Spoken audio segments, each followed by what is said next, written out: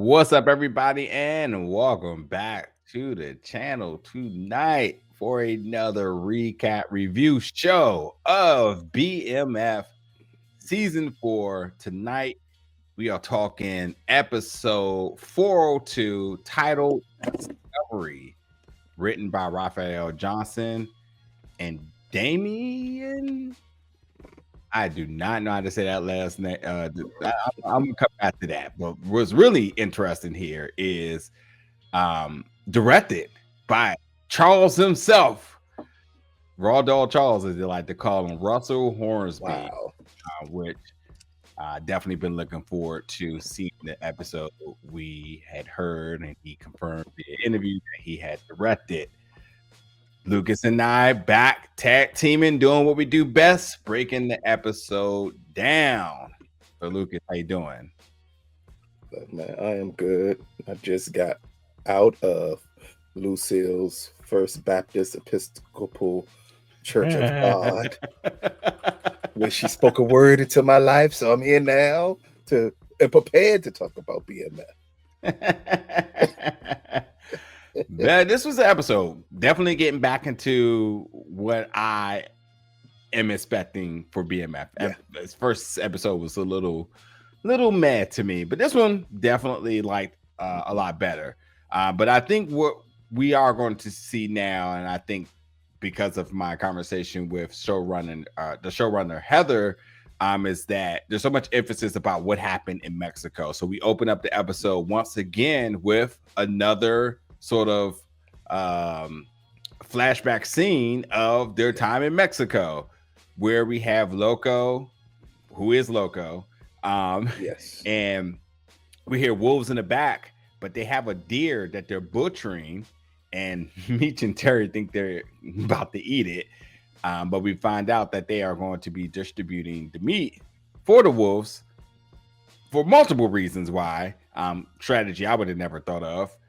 But nonetheless, there's a lesson to be learned here. The brothers aren't on the same page. Meech is basically going over how he has a higher calling from God, from everything that's happened to him.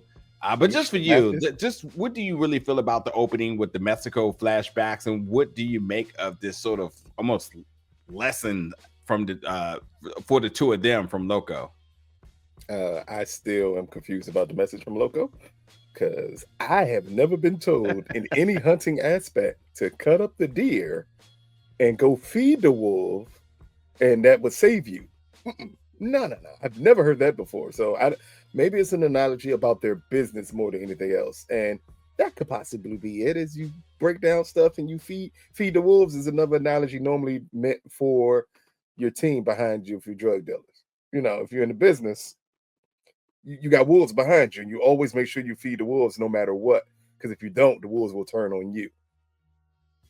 Ain't that some shit? I just got the analogy that fast. Yeah, it definitely feels way metaphorical about the drug game. And, you know, it's interesting because if that's what they're painting with this, is to say like a lot of their philosophy about what they learned about the game and their motivations and, you know, near-death experiences is ultimately what got them in the path of being these legends, these icons that they are, then honestly, I'm looking much more forward to the BMF documentary than I thought, besides this hearing T and what he has to say that he hasn't said.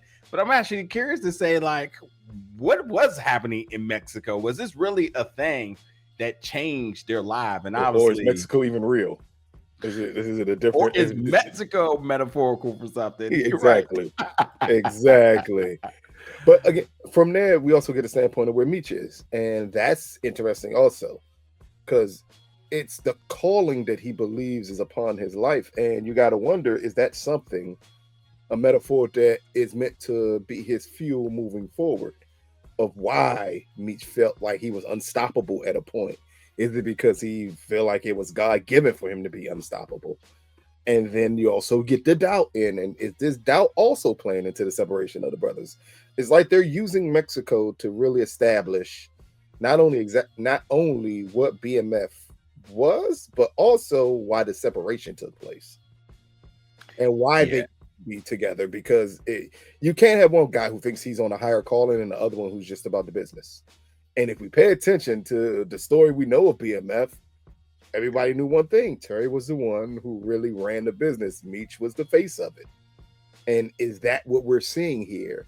Is the beginning of that happening, of Meech understanding his face is more important to be out there as BMF than it is to actually run the business portion of BMF.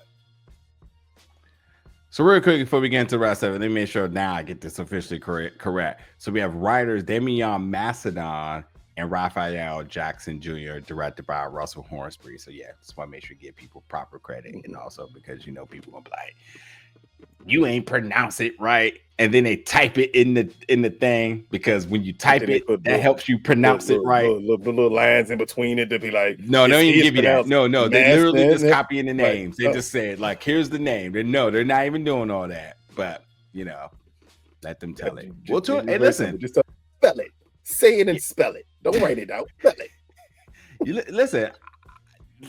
Invite us over to y'all channel. I would love to see some other folks' content, but besides our regular friends and creators that do it, the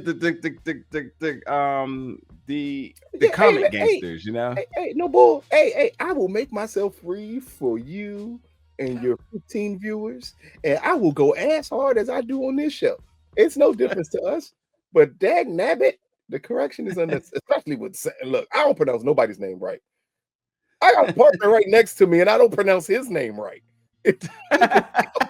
Everybody's name right. Come on now. All right, so now we now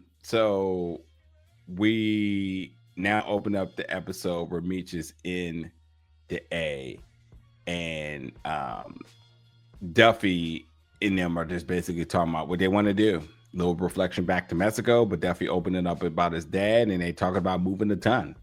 They have a ton coming in. They that's what they're going to do. And I don't think I've ever sat back here and really thought these dudes got a ton coming in to Detroit initially, I think. Or was it? No. He's probably got it coming to the A. I can't. Yeah, to the A. Yeah. And now they got figured out ways to distribute it across three major cities, which we'll find out. Yeah, we'll talk about it in a minute. All right, but now we go to B. Mickey and his family, and we just really see the situation with B. Mickey and his daughter, the severity of it. She's getting worse. His girl, the mother, is saying first she kirks on him, but then she's just like, but I know you're doing your best, but I just don't know how much time we have. I thought that was interesting, and obviously just frustration. So I get it. She reacted first before she actually kind of sat back and thought about what's going on. But she understands that B. Mickey is trying to do everything he can to make things happen. They just don't know how much time they have. One thing I will notice too, because every time I think about kids and medical issues, I always look at the house, and I look right up in there, right up on the walls, and I was like, yeah, that mold up there is not going to help either. So yeah, they're going to have to make some major upgrades to help that baby girl and whatever cardio. I'm pretty sure a child with a breathing issue shouldn't have visible mold around them. I mean, yeah. I mean, instantly. Maybe one of the things that's doing it to her. Yeah. So there is that. Now we go to Techwood now, and Techwood we know is there's a lot to really make with Techwood. And you know what there hasn't been a nod, well, based on what we know, but just a couple of things to really consider here with Techwood. First of all, Techwood obviously has been a place of violence, and almost a turf war at times based on the previous season, but also because of the Red Dolls and their whole goal to clean up drug activity and all sorts of other things that are attached to that notion for the sake of the Olympics. Let's not forget that their whole job, and this was all tacit because the Olympics was coming to Atlanta at the time, and they needed to clean things up to the perception of what Atlanta is by sicking these, this task force who don't really have any sort of purpose. Purpose. They no, not purpose. Is this legal purpose? I should say legal purpose. Yeah, they're also kind of like vigilantes because they're not bound by any type of law. They're like, go clean this up. Yeah, clean up at all costs. Don't matter how you beat do some it. people down, stop drugs from happening, and clean up. But anyway, with that, we see Bryant showing up. Oh, go ahead. I'm about to say it's a good reminder for everybody because we saw the Red Dogs last season, and it's always a good reminder that we're not at the Olympics yet. So these meetings happen for a pretty long period of time that they were doing this. Yeah, yeah, true. But Bryant shows up in Atlanta. Detective Bryant, as always, still very much. Well, I'm sorry. Before we even get to that, Bryant and Milton's dad coming back from the meeting gives him a ride home. Bryant really is not a good person, like by any circumstance, because horrible. A part of him being in the meeting under an alias at the time, you could understand that he may be trying to do this for some type of grieving counseling and, working through his own issue. But the moment that he saw opportunity here with Milton, and I wouldn't even go as far as saying trauma bonding, because he didn't get there, because it ultimately led him back to Techwood, which is a place of interest, which ultimately he knows that Techwood is being driven by drug and gangster activity, which means like, oh, Meech must have something to do with this. And he started giving his whole story about it and da-da-da. And then instantly after he drops Milton's father off, I don't forget his name, he goes out there trying to do his detective work. And man, the karma hit him fast as hell, because the Red Dogs pulled up, beat him down, and they didn't care. They didn't care nothing about who looked like what and whatever. Everybody could get it. Really quickly, before I ask you your thoughts about this, there's a very particular funny moment of this scene. When one of the cars hit the corner, the red car is the second. So the black car is the first car. The red car is the second car. I thought this, I'm sure one moment they probably thought like, man, we need to film that again. But then there was another moment they probably said like, nah, leave that in. Why he hit the corner and that hubcap come flying off the car? Flying off the car. Yep. They're like, nah, because if we're gonna act like this is a fast pursuit to destroy people, sometimes hubcaps pop off. Like, so just keep it. Because listen, my dumb ass was like, damn, a wheel came off, because I haven't seen a hubcat in God knows how long. But I was like, yeah, that's definitely a hubcat. But what do you think about Bryant? And as we know, in most of the shows we cover, this trope of the obsessed cop that goes by any means to get their guy. Look here, if he ain't this Greg Knox or what's your favorite guy? Sachs all over again. Keep in mind this for anybody out there who may be questioning, well, is Brian actually doing something bad, or is he just pursuing his job? He's a cop in Detroit who went down to Atlanta to look for somebody. That does not happen. This ain't Beverly Hills Cop. He ain't Axel Foley. What you ain't fitting to do is go to another city and think you're going to be a police officer there.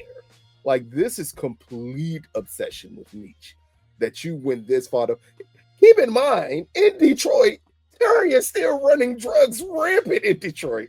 And Brian is like, yeah, I don't want Terry. I want Meech. Bring me Spider-Man. Like, that's his whole purpose here. So it is kind of karma for him to get beaten the way he did here in Atlanta, because we know for sure Bryant used to do that to people in Detroit all the time. So it's kind of payback. I even cheered a little bit as he was getting beat. Like, yes. like beat that nigger down. Exactly. Hard ER. I said it too. Get that nigger. Like, I was happy. He's getting beat. Good. It's all about karma here with Bryant, because he put himself in a situation that he didn't fully understand. He didn't know who the Red Dogs was. He don't understand the politics of Techwood, down to even him approaching them and them looking at him like he's crazy. Like, nigga, we don't know you. Like, you're not going to approach us that way. Yeah. Like, it's so many avenues that show just how green he is and how much danger he's out of his turf. He's out of his element, and he's old school at this rate. Exactly. This is New Atlanta. Like, this is a whole different animal to have to deal with here, and you're doing all of this to pursue one man, and Atlanta don't care because they're not. Keep in mind, at this point, Atlanta's not looking for Meech. They're looking for anybody selling drugs. They care less who you are. Everybody gets the same treatment here. And Bryant is so busy focusing on Meech, he's leaving gaps in too much other avenues that's causing bigger problems. Yeah, fully agree there. Next, we go to the church where we have lovely Pastor Lucille up in the pulpit singing. First of all, this season has had all the classics thus far. Hey, The gospel all of them. classic. Now they're hitting silver and gold, and McCole up there just doing her good Jennifer Hudson, her best Jennifer Hudson up there. I got to ask a question here because I know damn well we didn't think of the same song, and that wasn't the song she was singing. Because I damn sure was about to say, and they got Lucille up there. She was singing silver and gold. Yeah. Oh, I'd rather have Jesus than silver and gold. Yep. Wait a minute. Yep. That song from Kirk Franklin came out in 1993. So you telling me churches was already remixing that show? Like, look, we can take that. Take this from me. Hey, go ahead. Hey, but that on the close out service as a pastor. Go ahead, Lucy. There is, because ain't this the same church that Snoop was over? What?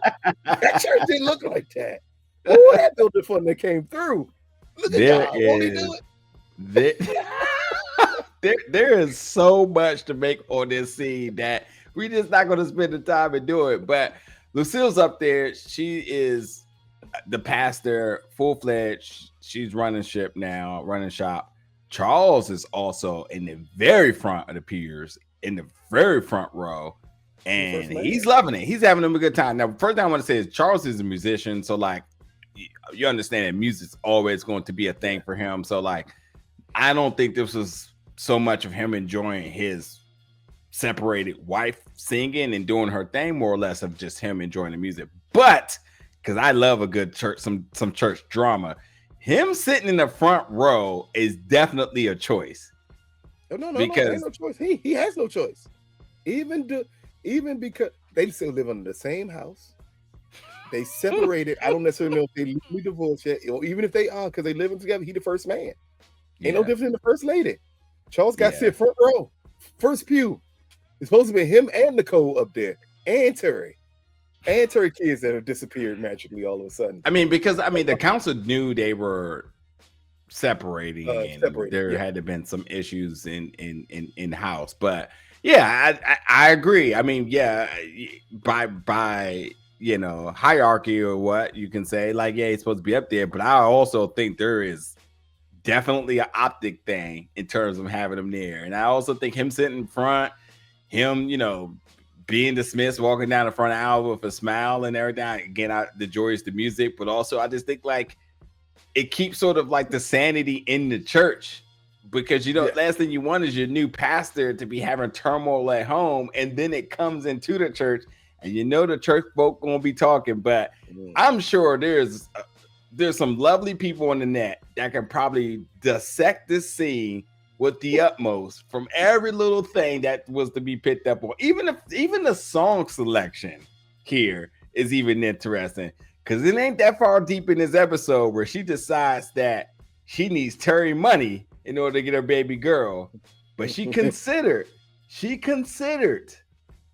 giving B. Mickey church fund in order to help him with his daughter. I don't think it is not behove for her to start getting in that church money in a way that she ain't supposed to. I just would not be surprised if the church fund gets into question by the end of this season. The pastor never said ever about the Nicole situation, we're gonna pray to God and see what happens. Maybe we just got to her and get this money. She never said. I would not be surprised, man. There is some funny business going on here. Hey, look, we got way more problems to deal with Lucille in that next scene. This church scene is funny. What she did in that next scene, and it really put something to light for me to finally think about, because she brought it up in the first episode and I did not think about it. She brought it up again in this episode, and now I got questions. Yeah. But yes, this scene was very interesting, especially at the end with B. Mickey and her even saying, like, I'll take it to the board to see what we can do. which I mean, in all honesty, she runs. It's a church. Like this is what you're supposed to do for the community. And this is a baby girl that is extremely sick, and they wouldn't normally do that. But the point that B Mickey even went there to reach out to her is very interesting.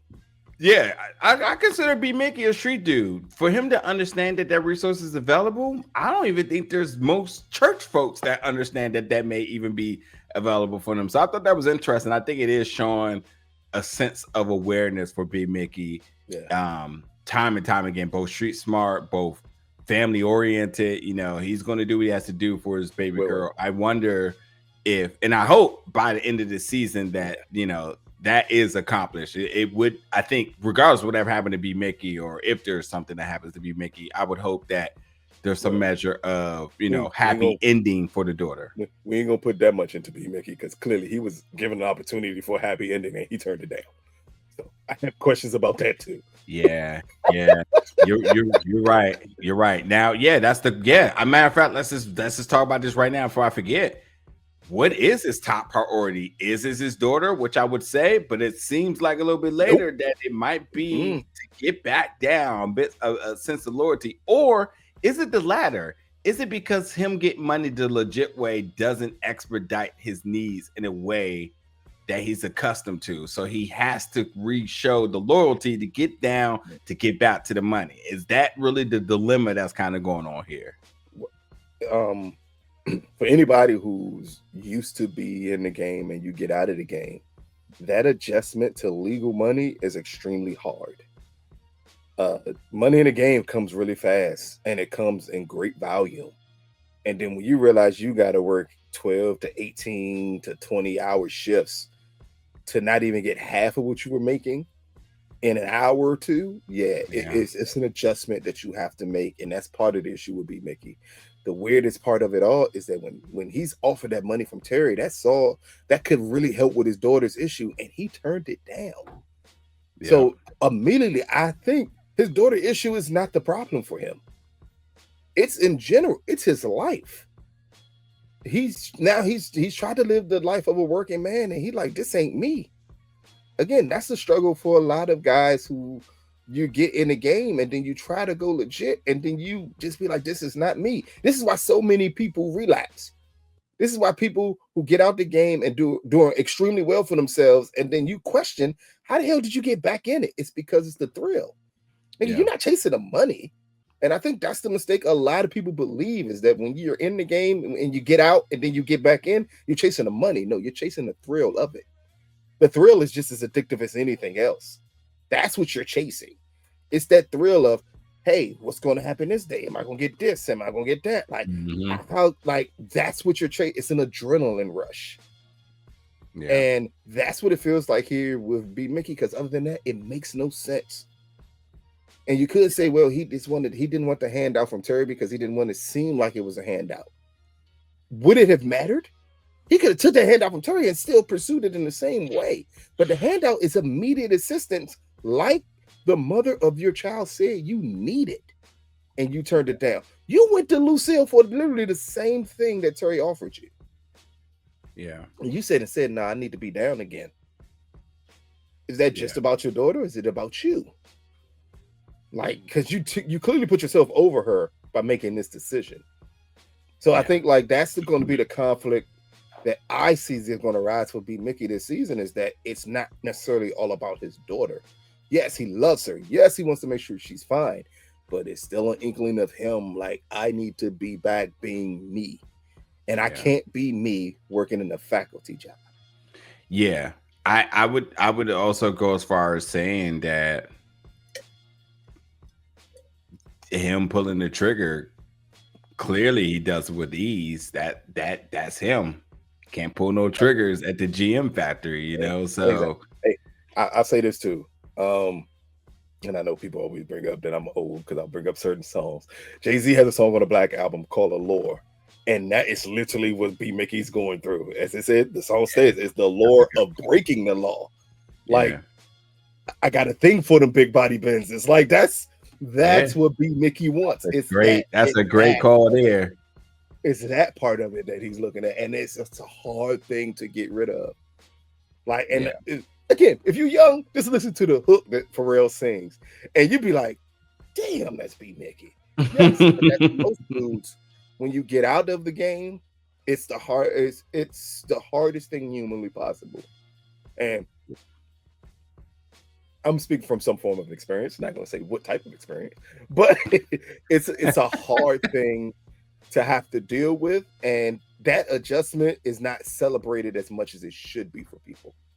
Yeah, Because people just don't understand that element of it. Like that thrill that you get from everything is amazing, and it's a high that you can't duplicate going straight. So that's why so many people again relapse in it, and I'm very interested to see is that the angle they're going to go with B Mickey this season. yeah. All right. So now we get Markeisha and T. And they're just talking about setting up the connect in South Carolina. Markeisha wants to be at the meeting. T's like, no, but she wants a percentage. And he says he's going alone. Bryant now being interrogated by the Red Dogs. And this is just a bunch of questions. Why are you in Atlanta? Why didn't you say he was a cop? Putting together, them all trying to put together the idea. Well, Bryant is first of all letting them know about Meech and what he feels is the activity happening and Meech having a Columbia Connect.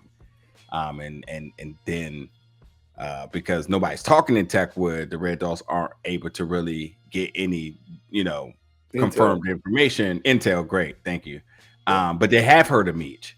But we can clearly see that there may be a collaborative effort brewing here.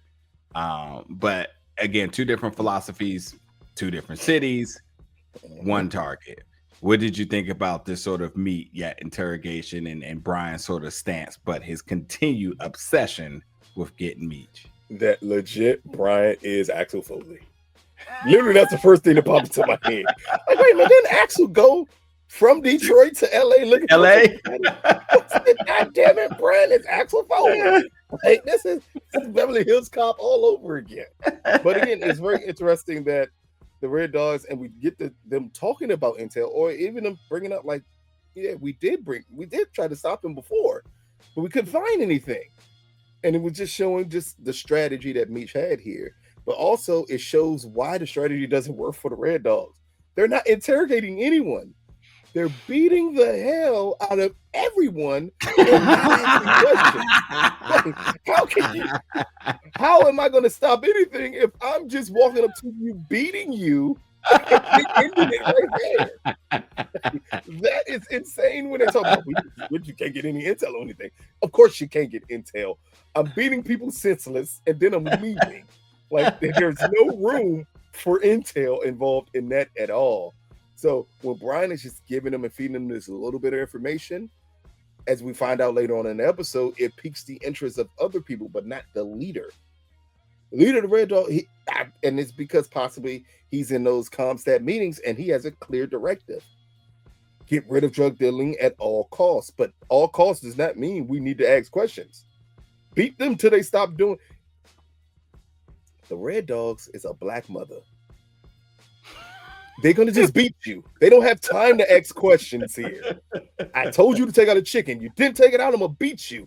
I'm not even going to ask you why you didn't take it out. And you have a legitimate reason. Something could have happened and you didn't do it. I don't care. The Red Dogs are black mothers who just beat children for no reason. Like, I ain't got time to figure this shit out. That's what the Red Dogs are. And I think that is the issue here. At least it's shown between them and Bryant. As Brian is trying his best just to show the pursuit of Meech, show just how he's even getting them elements about how smart Meech possibly is, and that's why they didn't catch him the first time. Yeah. They're just not listening because they don't care. Everything is straightforward. I thought that was interesting that in a way Brian took a moment to stop hating and be realistic about it. Meech always has a way out. He is honestly deserves the name Ghost at this rate. Because y'all love that one. Y'all love it. Y'all love it. Nah, but seriously, no, he deserves some. He deserves some other sort of moniker with his name because he continues to slip out the back door. When they think they got him red-handed, he's already 2 steps ahead. And while it has been incredibly frustrating for Bryant, I felt like he gave him a compliment here where he was like, yeah, you're actually kind of good at this, you know? So maybe that measure of him coming to the realization, maybe understands that he can't do this alone. And I ain't talking about carrying one partner as he's done in the past, but like he might actually need a team. Could there be a joint task force? Well, no, it'll be a task force plus Bryant. Exactly, because Detroit don't care. Detroit, like, nigga, we got so much stuff going on back here. Like, this is what we're focusing on here. Lamar dead. I mean, Nicole fucking in cars is stolen. Like, we have problems here. Brian, chill. Leave baby girl Nicole alone. We not condoning that on this, but yeah, that's kind of wild. But we'll talk about it. But nonetheless, it's like, it's not necessarily joint, but it's if they listen to Brian, maybe this can help them move forward with the drug trade. And with it's almost like you're trying to add another elements to what the Red Dogs do. But when you put together a group of cops, the only mission is to be brutal with people. I don't think detective work is there. No, it doesn't work there at all. Yeah. And I think that's the element that we're going to see moving forward with them and with Bryant to see how this semi-partnership is going to work out. Yeah. Yeah. All right. So you mentioned Nicole because it's the next scene. Nicole and Breeze in the back of the Civic. She expresses more of her hate for Lamar. But they talk about what's next because Breeze is going to Clark and he said he's going to wait for her. She's going to Morris Brown for a scholarship and they want to be together and they try to heat things up. But that knock at the window said, And you know what that was? I hate to say it, y'all. That was White Jesus because he came up there and did the Lord's work and prevented them from doing the nasty. Now, he already did it. Nicole was buttoning up her pants. They'd already finished. I guess he got that doing posting up clarity.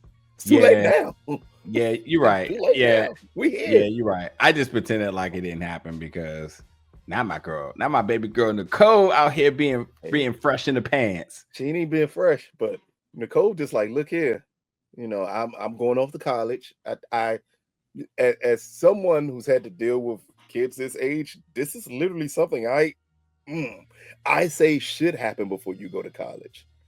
Get that out the way, especially if you got girls. Because what I don't want to happen is you go off to college and then you become like the campus roller. Nah, just get it out the way with your first boyfriend because it makes the meaning special. Like these two kids are in love with one another. And she's just like, I don't want to wait. He says, I don't want to wait. As long as the kids are being responsible, I'm all for it. And that's what it feels like they were being here. Granted, it's in a car and you would want them to do it. But they can't go to the motel no more because Charles done ruined it for everybody. Like Lucille going through everybody's pockets looking for motel receipts. Or did Charles set the standard?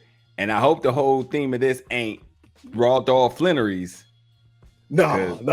Nicole ain't going. Nah, Nicole ain't doing that, Jeff. White Jesus tried to stop them. He was too late. He was too late. He was too late. Too late. Moses had already parted the Red Sea. It was too late. Y'all wanted Breeze. Y'all got Breeze. Now we got two Breezes. What are we gonna do now? Just we already know what Nicole thinks. We already know what Nicole thinks from later on in this episode. Yeah. She had to let Lucille know. That's true. Oh man. I didn't even think about that. And you know what? Karma. I know how this one plays out. Oh boy. I cannot wait to get there. Them girls and the mamas, listen. If you ever want to, as a man, and this is only for my guys, if you ever want to have excitement in your household, grab popcorn and watch a fight between your wife or your girl and your daughter, and just sit back and say nothing and let them go at it. Charles, literally to the T. Be Charles, y'all. Yes, in some cases, but definitely in this case, Charles. It's okay to be Charles. Not all the cases. Hey, because that's like Naomi versus Jade. Just let it go. Let's see what happens. I'm not here to step in. I'll be like Jim Ross in the background. Damn you to hell, Lucille. Damn you to hell.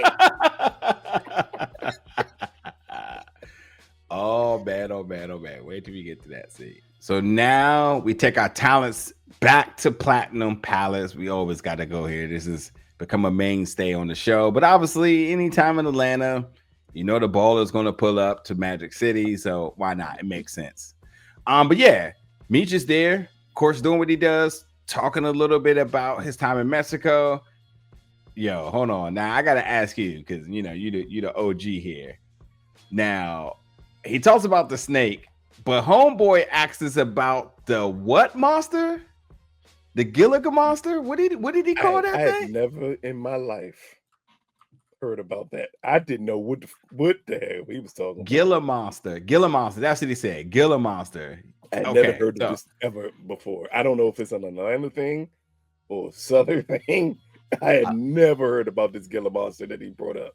Yeah, I looked at it and I'm like, Mexico okay, thing? it's like a lizard. But my whole point is that, like, I feel like when I was younger, and I can't think of nothing right now, but I definitely feel like we always had these sort of like creatures or whatever monsters that we always alluded to slanderous no matter what. Like if you always went in the woods or something, you always like, oh man, did they have like the blah blah blahs? Yeah, back in the day, no scorpions, Black Widow spiders. Them exactly. The typical not. stuff. Gilligan monster was definitely a reach among reaches here. That is a Southern monster. He even sounds Southern. Ain't no way. I was looking for the man with the hook in the woods. Venomous lizard. Nobody woods in southwestern United States, and it is in Mexico. So yeah, let's you know what? How about this? How about we flip this around? That's an educated brother there. He actually geographically knew that's a Southern nigga there. Potentially species that could harm. And he just got one way out in the cut. Was like, was there any Gilligan monsters there? Just dropping that useless knowledge there. You know, good on that smart, educated brother.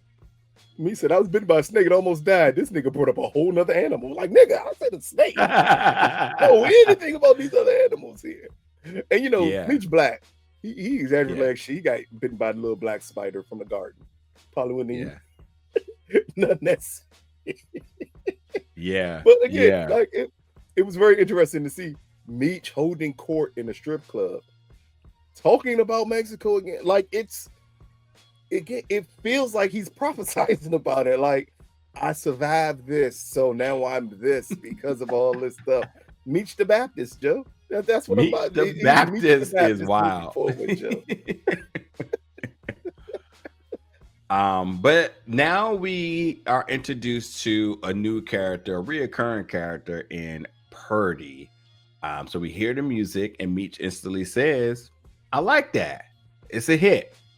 And what's really pivotal about this, before he runs into Lucky, who's getting ready to take him in the back, the boom boom room, his home at this rate, is, as we saw by the end of last episode, the billboard and looking at So Def Records, we know this is a very pivotal milestone part of the storytelling of BMF.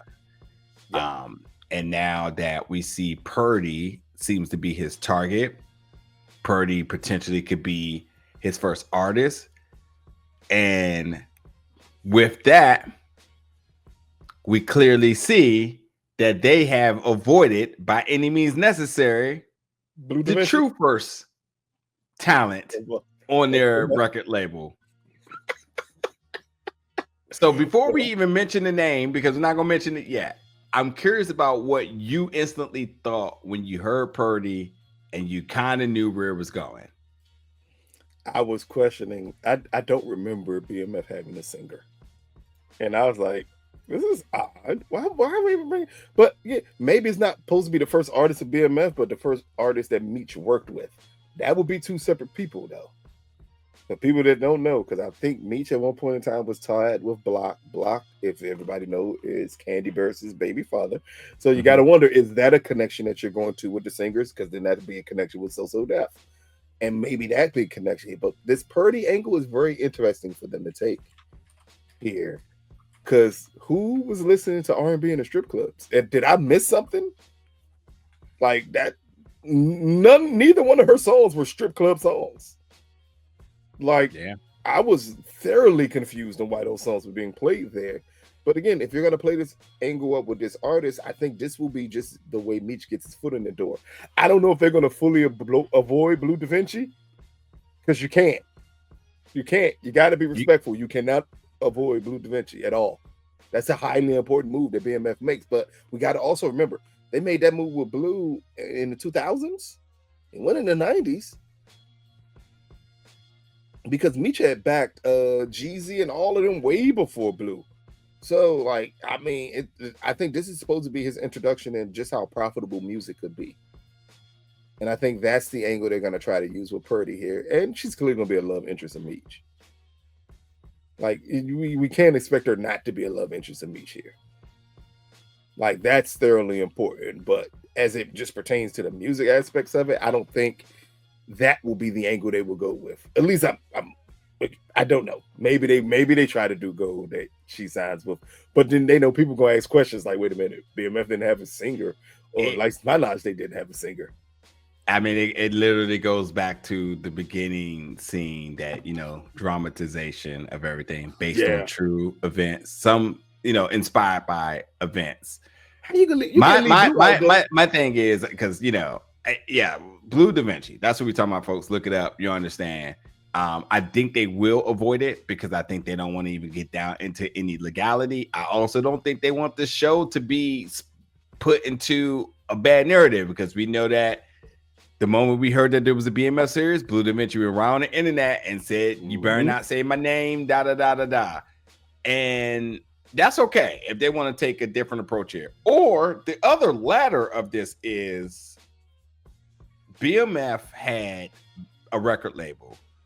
Yes. There was also, we know T and Meech aren't always on the same page. Now the question is this potentially the first signee to Stomping Ground Entertainment, which is their label that they start, or does, and this is a story we just didn't know, and it's inspired by other folks, who knows, or was Blue Da Vinci truly the first to sign to BMF Records, and that's something to come? So it's all interesting, and I think, as long as we're talking about it, as long as people are, doing their research and it's sparking the algorithm and whatnot, we'll see. But it is definitely going to be interesting to see if they fully avoid Blue Da Vinci. But if they avoid Blue Da Vinci, which I think they should, and I think they will, there's no way they're avoiding Jeezy. That's just that just isn't happening. Impossible to. It's just not happening unless they do by proxy. And also too, recently on the Breakfast Club, Jeezy said that him and Meech and Terry, they're all good. So if they're all good, then there's no reason for them to avoid them. I'm sure there will be a measure of blessing and say like, this, throw me on there. I don't think Blue would mind if Meech and Terry wanted to do something. I think his issue was like, nah, if you're not going to do it right, don't mention me at all. But Blue's not signed until the 2000s. We're still in the 90s. So I think this is more about Meech understanding or garnering his love for music, possibly more than signing an artist. Or this could be Meech's support leaning to an artist. And then that could make people wonder, because, again, Meech didn't jump into the business once they signed Blue Da Vinci. He was already involved in the business. Yeah. So maybe we see this is an element of the behind the scenes strings that Meech was pulling with artists to help and support those artists. And then you would let everybody run a gamut on Purdy, who could this possibly be, from Atlanta in the 90s. That label was bad, but Meech was boosting the person up, possibly. Like it can bring questions. That's it. Yeah. Very interesting list. Yeah. So now we get Charles, nighttime at home. Charles gets a call. We find out that his tour has been canceled because a member of the band, the brother of the caller, said the brother needs vocal cord surgery. And Charles is like, depending on his money. Hey, when are we going to get back? There's no answers. But Charles, I would say, took this in a positive light. Obviously disappointed, but positive. Instantly, to have the Grim Reaper herself, Lucille, right behind him saying, are you going to pay child support? How are you going to keep us out of the red? This, first of all, this is a crazy scene. He also tells her, "You have a job now. Why don't you take up an offering?" Which is just completely savage. But then the phone rings again, and I thought it was interesting that Charles looked at her and basically was like, "I wasn't going to answer the phone." I will tell you why it's interesting. But the phone rings, and he leaves it for Lucille to pick up the phone, only to find out that it was Nicole saying she's been arrested and she needs bail. Now, why I say it's interesting, Charles and Lucille, is I think Charles has bent the knee and has fully accepted that this isn't his home. So the rules of the house is ran through Lucille. And thus, since it's Lucille's house, he let her answer the phones, especially because it's in her presence. If she wasn't there, he probably would have answered because, you don't just let it ring just because. But because she is there, she answers it. Just on the same notion of the first episode. The door rings.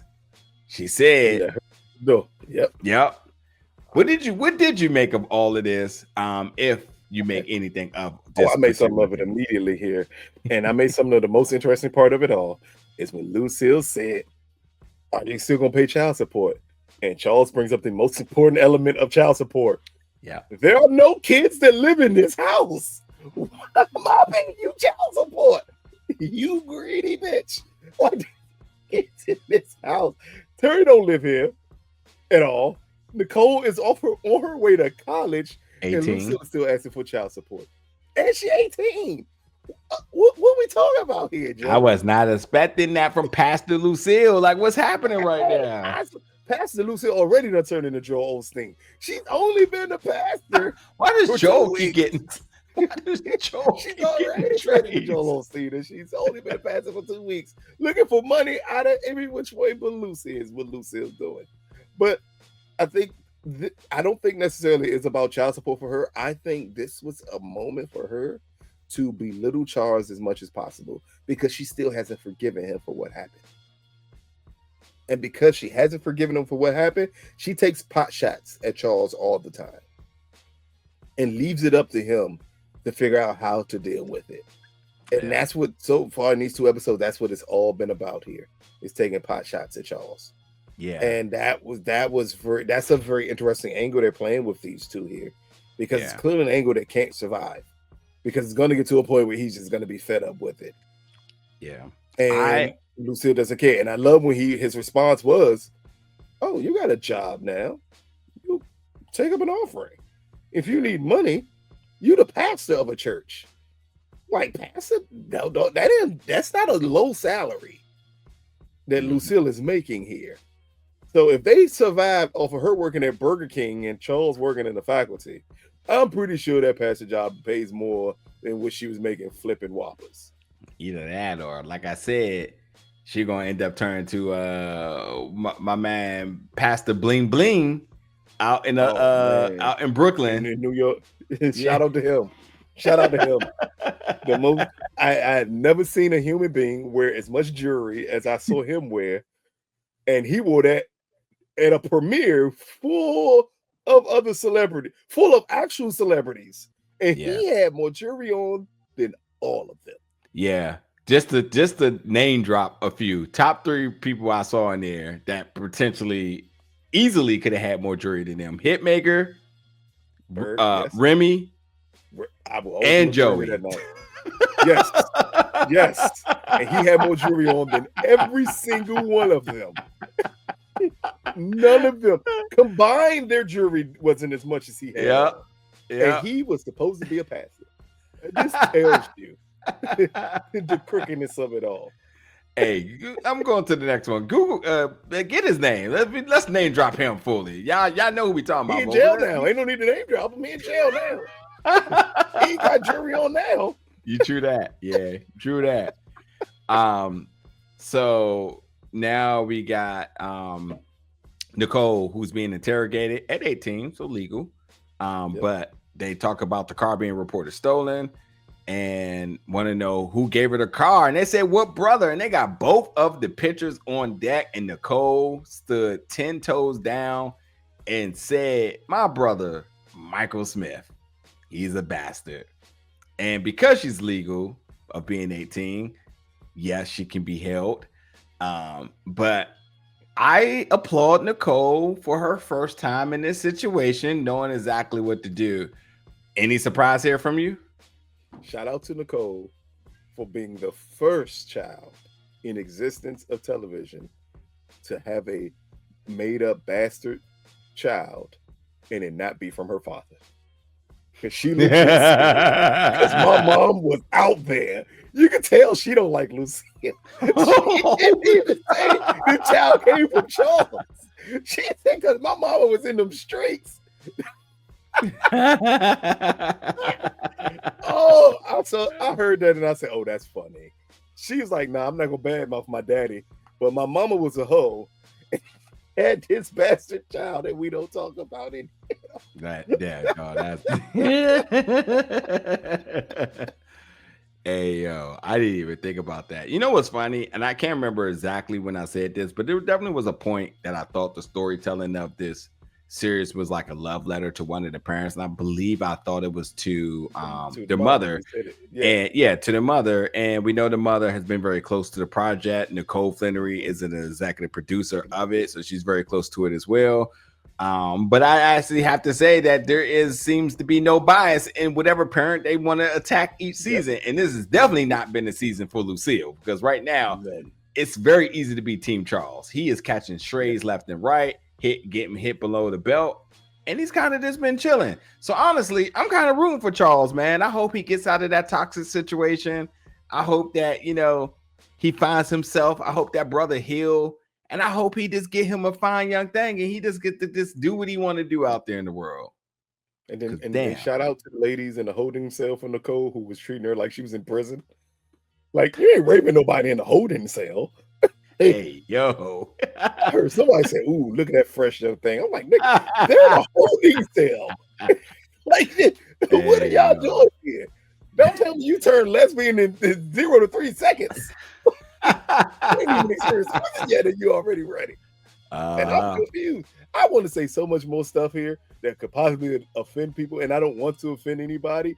I just have questions of, like, how does that work with women? I understand how it was with men. It's horrible. I've seen many movies where they show things of this nature, but like, do like women like force you to scissor with them? Like, how does that work in prison? I don't know. But I was very interested in the way that they were immediately in this holding cell looking at Nicole like she was fresh meat, like they were gonna do something too. There's no room to do something. There's police everywhere. Like, it was very interesting there. But again, it was also done to show possibly the fear that could be brought up in Nicole. Yeah. And it showed the way she stood 10 toes down and she didn't let any of that affect her. Yeah. All right. Now, Meech gets a call in Atlanta doing his thing. It's from his mother, gives him the information the car was stolen, and that Nicole has been locked up because of this. And I'm going to go back over a couple of details, but because the car has been stolen, Lucille says, you know, you have basically ruined your sister's entire future, which I will be honest, as a person who went to undergrad on a scholarship, yeah, that idea of getting arrested or whatever definitely is a big concern, that you want to stay clean so you don't lose that money. So, you know, that wasn't an exaggeration. It's a legitimate fear. So like when she said that, like, I fully get that. But I thought it was an interesting response that when Meech got the call and said she had been arrested, his response was, you know, I can't be involved. And then she says, you know, I'm not asking for money. What am I missing here?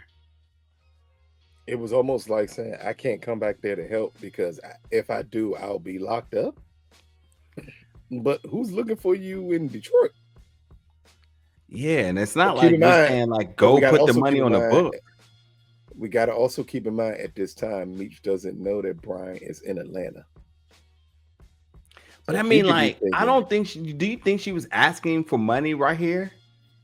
No, but Meech went immediately to money because that's what serves him the most. So he immediately went to that as what you could possibly be calling me for. Yeah, I guess that's what I was trying to say.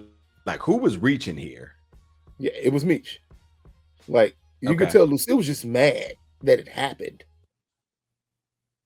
That's it. She was mad that it happened, and she needed Meech to understand, like, you gave my daughter a stolen car. Like, this is your fault. That you could be responsible for ruining your sister's future because of this. But it wasn't necessarily to say, I need your money. But Meech heard, I need your money. Like, I need that element of support from you. Or I need you to come back here. Which he replies, I can't come back here, which is very odd because he literally just left there to drop the car off. Yeah, he only left because of Lamar trying to kill him, which seems to seems to me that Lamar still holds a bit of fear. But maybe that's why Mitch said also he can't come back, because Lamar's body is somewhere. No one knows who killed him. Yeah. But anyway, found out the car came back stolen, so obviously that means and Meech telling Duffy that, so that, they got work to be done. I need to go through this because we're coming up on our time. Typically try to hit this, keep a little hour for you all. Now we get Charles and Lucille, and they're trying to figure out how they're going to get the bail money. Now, first off is Charles was tasked to go to the pawn shops, but they're all closed because yes, it's the middle of the night. But then they resort to the fact that they're going to have to ask Terry for money. Then it gets down and dirty because Lucille blames all of this on Charles, because if you had not been out there chasing your little pipe dreams and instead focusing on your kids, making sure none of them die, protecting your last one, we wouldn't be in any of this. And Charles, I would say with grace, kept his composure and said, you're always hitting below the belt. And then she immediately doubles down and says, I need you to get on your knees. And I definitely thought, I was just like, oh, hell no. Like, what's that about to happen here? But said, get on your knees and go beg GM to take you back at the plant. I mean, at this rate now, what has your opinion been of Lucille and this tirade? Is any of this justified? She hates Charles and she just won't admit it. She just need to say, I hate you. Resentful for sure. Yeah, like everything about you. Again, here's the weird part though. And the part that we're constantly leaving out here. They're not together anymore. Why the hell do I need to go get a job? For what? I don't need to pay you child support. All these little niggas is grown and making grown adult decisions. Why am I doing any of this? Like, it's very weird here. And for her to say, the kids would be better if you weren't chasing your pipe dreams, like she ain't doing the same exact thing. See, the thing is, Lucille ain't got no distractions on her line. And honestly, I'm going to say this because this might stir some shit, but I'm going to say this. Do Lucille feel that she's better than Charles because she done got her job, her dreams are coming true? She's being put on a pedestal by the congregation, the council, and everything. Are we essentially seeing her ego inflating? Yes. That's exactly what we're saying. We know exactly how this plays out then. Lucille Burrell, ego is going crazy right now. Like not only that, she's still holding what Charles did against him, but we're supposed to completely forget that the only reason she ain't with the doctor is because she found out that he was married. Yeah. Because if she didn't find out that, she'd have been sleeping with him. Yeah. Like that's an element of this that Lucille, I think, just leaves out of the issue with Charles. And she just wants Charles to feel the hurt that she felt when she found out he was cheating. Hurt people. There you go. Yeah. Let's move on. We go to GM Factory.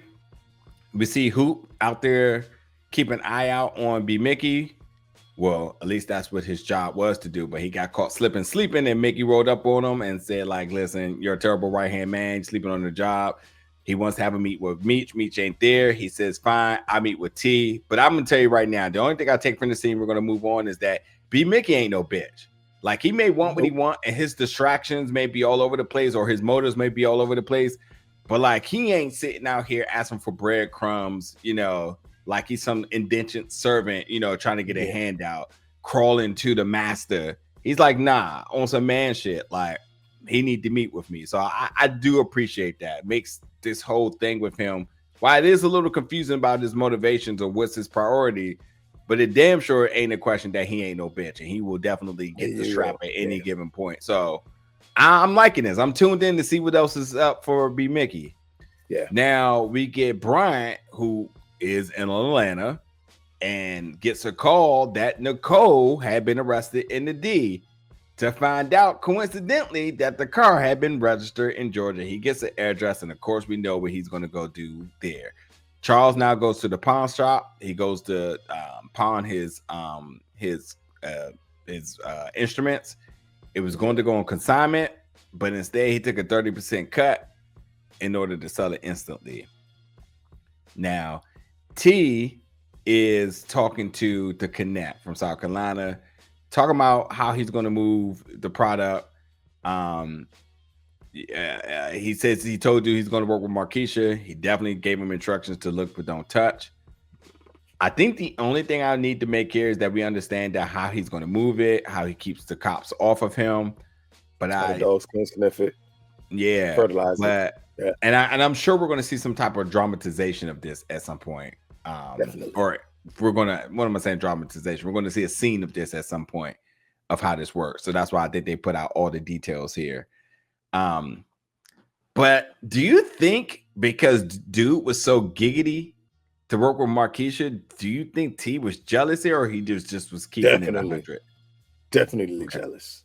Okay. We see it later on in the episode when he goes to Markeisha's place. Definitely jealous. Okay. But yeah, who comes in and say, I need to talk to you about B Mickey? For what? He just wants to meet with you. Why Hoop try to make it seem like it's a big deal? Unless Hoop is a little nervous and got under his skin. Yeah, this case B Mickey tell him like, hey, by the way, I caught this nigga sleeping. That's how I knew he was following me.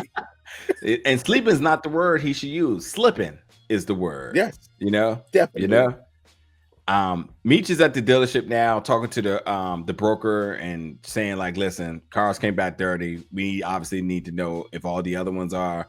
Said the seller said they were clean. Obviously she's going to do some background to figure out what's going on, but then looks over at the parking lot and we see Bryant walking in, said, listen, silence is golden. Duffy is going to bring you cash. We see that Bryant is on their tails, but once again, they slip out the back door. What did you sort of think of this situation? How we're starting to stir up? Very simple. The most important element of this scene. Bryant flashes a fake badge to this woman that says that he's an Atlanta police officer, which immediately means he's lying to her and committing a felony by saying he's an Atlanta police officer when he's not one. Yeah. But he tried to lie to her out of fear, but she held it down. But again, breaking the rules again to catch Meech. Same issues that got Bryant in trouble the first time. Yeah. Now I think we have the scene of the episode. Now Nicole has returned home, and it is getting hot in this Flenory home. Now, granted, the only thing that's missing in this scene is a damn kitchen table, because that's because in black households you run around that kitchen table when you. I wasn't going to go there, but that's fucking funny as shit. That was where I was going to go there. I was going to go to how every time in these shows when there's a table, and the family you mean together, them eating at the table? Okay, yeah, you just know shit about to pop off. First of all, I have to give props to Layla as Nicole, and how we've seen this young girl just maturing over the seasons. Because honestly, this is the moment that the fans, the viewers, the TikTokers, the people that want things to go viral, the content creators that's going to reenact this. Lou Young is going to have one hell of a time with this one. You already know. You and this girl, you already know. They're loading this one up. Miss Nicole, fresh out of doing a 30-minute bid. 30 minutes. Then got teardrops on her face. Then got tattoo sleeves. done got patches already, because at this rate now, she's a certified gangster, and she goes right to her mom and she lets it off the chest, a whole bunch of shit. Hey. And I love Charles's wherewithal of one to sit back, because he said, my name is Bennett and I ain't in it, until he heard some particular things. And he said, oh, never mind. Let me stay on alert. You know what it is? He said, let my daughter get it off her chest because Charles is sick of Lucille shit too. And Lucille was throwing jabs at Nicole that she had no business throwing at Nicole. And Charles said, I'm going to let my baby get these rocks off. Nicole like, look, I just fought 6 bitches who tried to scissor me in a jail cell. I'm not for your shit. Woman, look here. And she just had to I love this scene so much because we were all thinking everything Nicole said. Everything Nicole said. One, when Lucille says, and that police officer told us what you were doing, nigga, I'm 18. Why is he telling you anything? If he think he can hold me for this. Or the point she brings up, you up here talking about all of this, and I got arrested because I'm in a stolen car from Meech. All I wanted Nicole to add is Meech has been your golden child this whole time. You forgive him for every damn thing he do. And here you finding a way to blame it on me for having sex and not for Meech for having me in a stolen car. Where's my sympathy? Where's my baby? Are you okay? Lucille gave her none of that. Instead, you up here chastising her because she had sex. So Nicole did the right thing to point out, oh, so you ain't never did this before? Huh? How many babies were you on at my age? And then that's when Lucille want to jump up and act bad. Bitch, it's too late. Don't try to act like you better than me. That's the problem here. And we brought it up 2 seasons ago when we noticed the conflict growing between Lucille and Nicole. And we were questioning exactly where this was going to go. Because this is an issue with mothers and daughters all the time.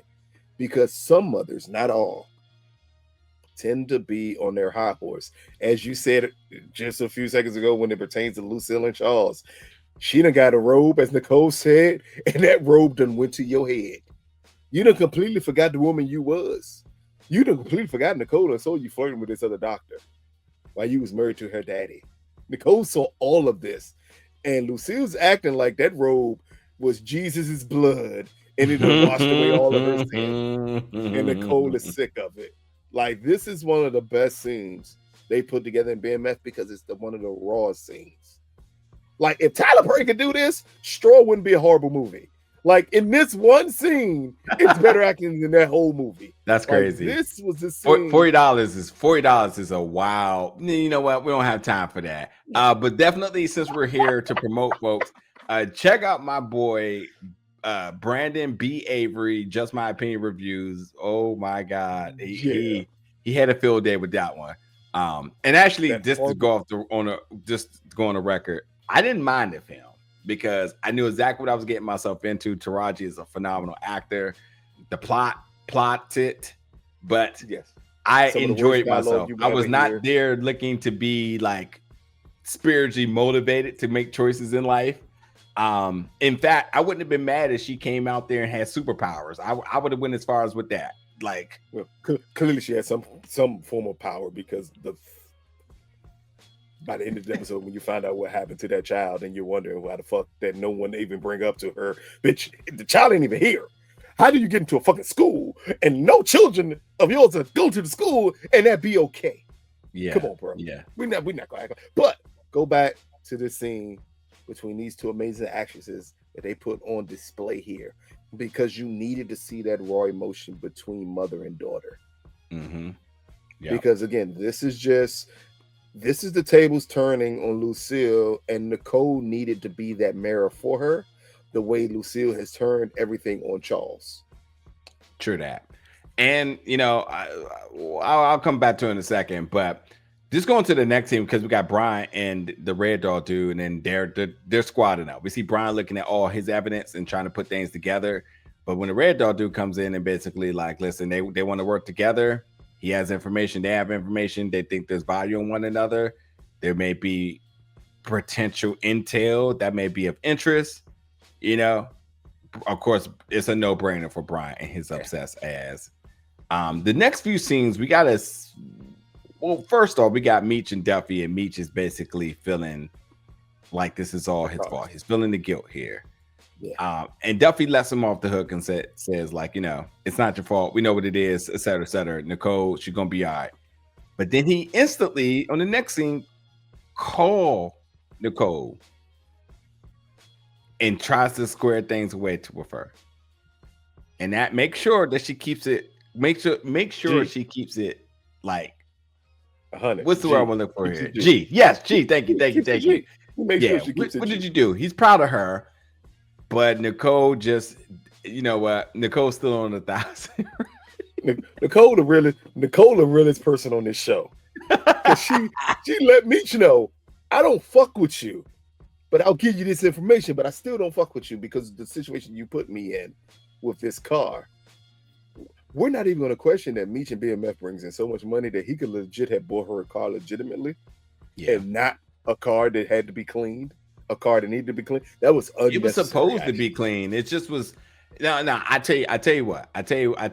Like to in case anybody else want to have this conversation, he went to a luxury dealership. That's the first thing. And we all know how these luxury dealership is. If you've ever had that one car that you desired that wasn't on the actual lot, you wanted that Mercedes, but it wasn't at the Mercedes dealers, at the luxury, blah, blah, blah, customs, exotic cars and whatnot.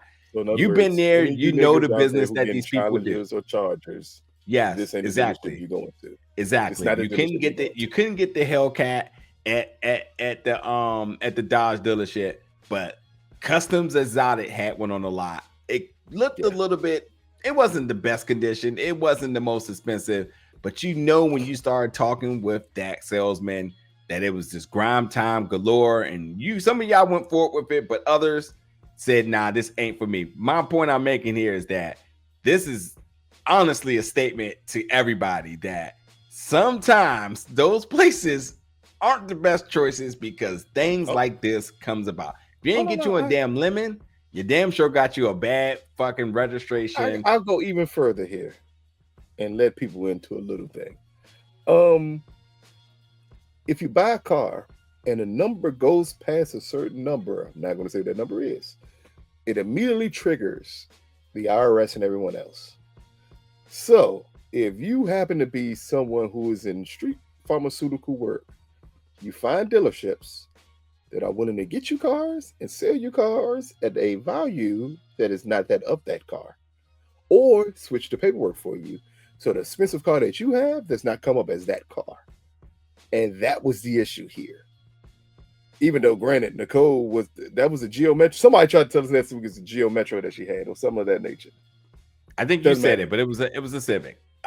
Either way, it's the Civic. Yeah.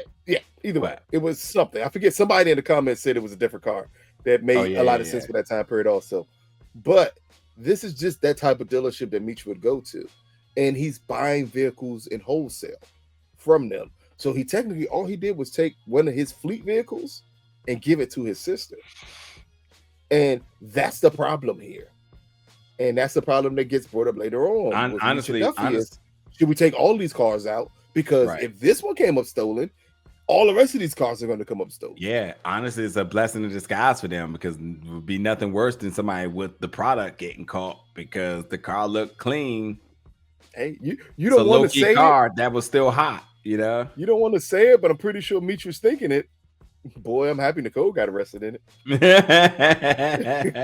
Because if our work got caught up in it, it'd have been a much bigger problem. All right, so next scene we get Terry going to see Marquisha to let Marquisha know that the deal's going down. She's going to be working with it. And of course, she's excited. Now, Terry looks to be in a little flirtatious mode, calling her beautiful. She kind of stands off and is like, thanks for coming by. But then questions, how did you get in here? Exactly. You don't live here, nigga. Knock next time is wild for a house that he bought you. But it ain't. It's not his house. Do we trust Marquisha? Yes, 1,000% sure. Marquisha's all about her business here. But what Marquisha's attempting to establish with Terry is that this is just business. Ain't no personal nothing no more. Why you bought me this house, it's still my house. Yeah. Why do you just think you could just walk into my house? Nah. Ring the doorbell, knock, do something, but just don't walk into my house. That privilege of us being together and you being able to do that is now over. Now that privilege is over. Act like you got some sense when you come to my abode. Because you ain't no telling what nigga I'm going to have in here. Yeah, That's what okay. Yeah, sounds good. She'll be back on him in another episode. But that's cool. I hear you, bro. I think she back with her husband. I think like Terry did some dirty shit, and if we really got to find out what happened with them fully with Mexico, because that again is the line that was drawn last episode between these two. Yeah, and Markeisha's still drawing that line. So but and that's what I'm saying. Do we trust her? And you say, yeah, I don't know, because Markeisha is just about business right now with Terry. She's not about no. But business. Is it her business? Is it her self motivation? No, it's her. She playing her own game? Is she cool with it? Can Terry trust her? No. See, we trust her means do we trust that she won't flip on Terry? That's what I'm asking. Flip on Terry, but she would screw him out of the business in a heartbeat. Oh, okay. Because that's Markeisha's goal. She said, "I want to be independent. I want to be self-made. And I can't be that and depending on a man." And I think that's her goal here, is to separate from needing to depending on Boone or depending on Terry. Okay. All right, let's keep going. Now we get they're clearly at the airport here, and we see the Red Dog folks. We see Bryant. We see the plane coming in. They got the intel about this. It looks like they're getting ready to make a bust, only for them to move in. And 2 or 3 Colombians get in, and there's a gunfight. It looks like there's a gunfight between who is the cops. Opposites of them? Cops. Are they cops? There's other cops. Yes. Are they cops though? They're not like FBI, CIA, right? No. It was all cops. They were all on the same team. And them idiots literally shot at different directions at each other, trying to shoot 2 people. Literally makes no sense. It's the dumbest shit in the world to ever do. Yeah. One, you never shoot when another cop is in your sight. Like if I can see you across, I can't shoot. And that's what made this scene so stupid, because they were letting go, but they were just letting go at 2 Colombians. So to be clear, they're all on the same team, but these are definitely different jurisdictions because the Red Dogs have their hats. These people had on helmets. More like different jurisdictions, or they with? I think all of them are with Atlanta PD. So not different jurisdictions, but different teams. So you may have the guys with the helmets on were probably SWAT, and then you had the Red Dogs. Yeah, true. Yeah, true. Yeah, and but the Red Dogs made the mistake of opening fire first. They didn't have fire. That's the thing. There was no drugs SWAT on it. People were behind them. Yeah, that's what I'm saying. The Red Dogs opened fire first. Correct. So that was the problem. So the whole point is that one, there was no drugs on there. This was bad intel. He only had a phone. The plane was empty. There's frustration. The Red Dogs are inexperienced, clearly, because they shot first. You had this friendly fire that occurs. Bryant got screwed. Of course, he's pissed off. And Meech, once again, is 10 steps ahead of them as we see Meech and Duffy looking on. And then he calls out the plan and said, listen, I already know how this overzealous, what did he call him? Godzilla? He called him something. Mm-hmm. And because of that, he ended up sending the plane to St. Louis. So his tons have landed safely, and Brian doesn't know. And now Brian is just pissed off again. I will say the only thing I am kind of pissed off about this is that the Asian Red Dog that got killed, I was actually looking forward to seeing him a lot more, because if it's one thing about him, he liked to beat some niggas. And I was hoping that Bryant was going to get beat one more time. He beat Bryant, and the way he beat Bryant in this episode is the way you normally got beaten in civil rights movies, and you would like expect the slave him to play in the background. Yeah. Like when they beating him, like "Let's Freedom Ring" or something like that. or the content creators gonna have that one. My girl, like when he was beating Bryant, if you would have heard "And I Rise Up," as he was beating Bryant, it would have been no surprise. Like it would perfectly fit that moment here. But Anyway, next we get B Mickey. He at the playground watching his daughter play in the sand, and they talk about I would say it's just a little reflection of how the tables have turned. B Mickey wants to get in, but T is looking to give him a handout. He doesn't want it. He wants to regain his loyalty or his respects. He wants to work his way back in. He doesn't just want a handout. And this goes to your point earlier of you saying you don't understand why he wouldn't take it, knowing that he need the money for his daughter. Yeah. I mean, we talked a lot about everything. I will say, first of all, T giving her the money definitely felt kind of like a here nigga, like here, this is what you want. So as much as you want to talk about B Mickey's standpoint of this, I'm a little confused about T too. Is he really just in a moment of just not trusting him? Is he sort of having a measure of, is he having sort of an ego power trip? Because him and Meech ain't on the same page, and now he figures he has somebody else he can just push around in order to, like, you know, make himself feel good. I don't know. I think those are questions we'll definitely get answers to, but remember, it is interesting that B Mickey didn't take the opportunity when he could. Again, T never liked B Mickey. That's the never. problem. Yeah, he was always jealous of him. So now this is his opportunity to flex on somebody he's jealous on after Meech just beat his ass in front of everybody. Yeah. So next we go back to Platinum Palace, and Meech finally meets Purdy, who I thought looked good, by the way, but there clearly was problems with her outfit in terms of it being her album release and you know, not getting the attention that she deserves, not looking the way she should as an artist. Meech goes over there and rizzes her, tells her she's drinking trash drinks, all this sorts of different stuff. And then we hear about her manager or producer, Trail, who we see is basically Suge Knight. Well, wait, let me be clear, because I don't want to give the wrong impression here. He is the Suge Knight of Death Row Records in terms of giving bad deals, taking everything for himself, not his artist, not the muscles per se of Suge Knight, not the menace of Suge Knight. We see that he doesn't treat his artist good, and it clearly has struck fear into her. She doesn't really understand her value. Meech is there to do so. Yeah. And Meech, this is consistent. I know we want to look at this in the sense of like Meech is just rizzing the next girl he see, but like Meech has always been about making sure people got their money, respect, and that's why BMF was what it was because everybody was treated equally. We see it time and time again in the BMF documentary season 1. So many different testimonies from that, and there's never ever been a person who did not say that BMF, Meech, and T didn't treat people like family. I think he looked at her in less of a romantic eye, but more of an opportunity of saying, we can do business way better if you're with me. We'll treat you right. We'll make you look like a star. You'll feel like a star. We won't be hated. So then after that, I think the only thing to make about that is Meech now goes back to the Boom Boom Room and he gets fed a blue dolphin. I think the only significance here is that the blue dolphin is getting instated as another potential drug. We all know.